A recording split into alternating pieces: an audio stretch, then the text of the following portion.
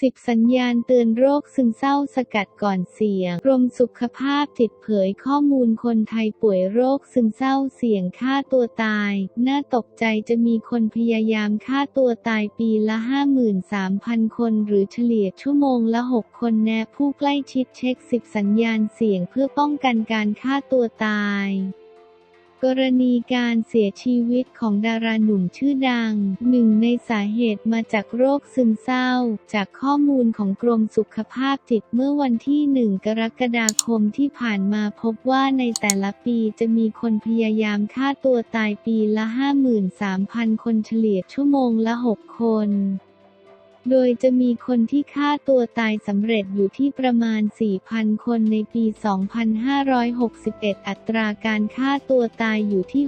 6.11 เพิ่มขึ้นจากอัตรา 6.03 ในปี 2560 โดยเพศชายมีอัตราการฆ่าตัวตายสูงกว่าเพศหญิงกว่า 4 เท่าช่วงอายุที่มีจำนวนการฆ่าตัวตายสูงสุดของเพศชายอยู่ที่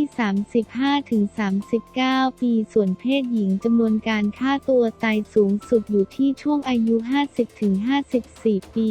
สาเหตุสำคัญของการฆ่าตัวตายส่วนหนึ่งมาจากโรคซึมเศร้าปัญหาด้านความสัมพันธ์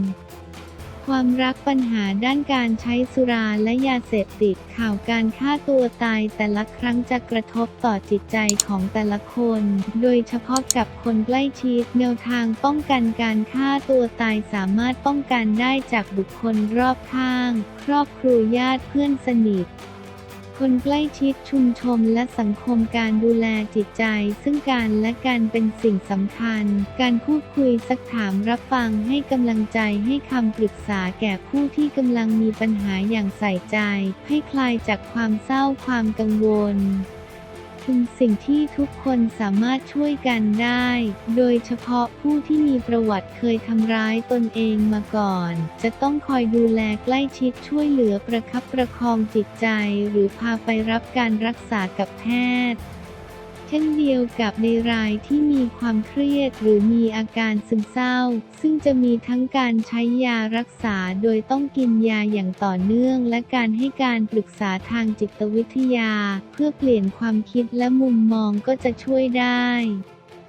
สำหรับการสังเกตสัญญาณเตือนหรือสัญญาณผู้ที่มีความเสี่ยงฆ่าตัวตาย 10 สัญญาณดังนี้ 1. ประสบปัญหาชีวิตเช่นล้มละลายเป็นหนี้สูญเสียคนรักกะทันหันพิการจากอุบัติเหตุ 2. ใช้สุราหรือยาเสพติด 3. มีประวัติคนในครอบครัวเคยฆ่าตัวตาย 4. แยกตัวไม่พูดกับใคร 5. นอนไม่หลับเป็นเวลานาน 6. พูดด้วยน้ำเสียงวิตกกังวลสีหน้าเศร้าหมอง 7. มีอารมณ์แปรปรวนจากซึมเศร้าหรือหงุดหงิดมานานเป็นสบายใจร่าเริงผิดปกติ 8. พูดว่าอยากตายหรือไม่อยากมีชีวิตอยู่ 9. เคยพยายามฆ่าตัวตายมาก่อน 10. มีการวางแผนการฆ่าตัวตายไว้ล่วงหน้าเช่นพูดจาฝากฝังคนข้างหลัง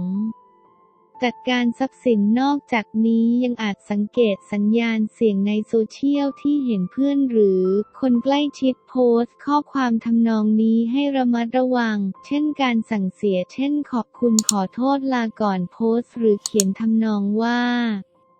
ไม่อยากอยู่อีกต่อไปแล้วเรื่องความเจ็บปวดทรมานโพสต์ความรู้สึกผิดหมดหวังในชีวิตและโพสต์เป็นภาระผู้อื่นหรือรู้สึกไร้ค่าและหากพบผู้ที่มีพฤติกรรมและอารมณ์ที่กล่าวมาขอให้รีบเข้าไปพูดคุยรับฟัง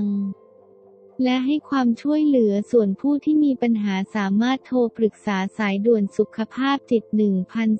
1323 ตลอด 24 ชั่วโมงเครดิตเนื้อหาไทย PBS เครดิตแหล่งข้อมูลที่นี่ .com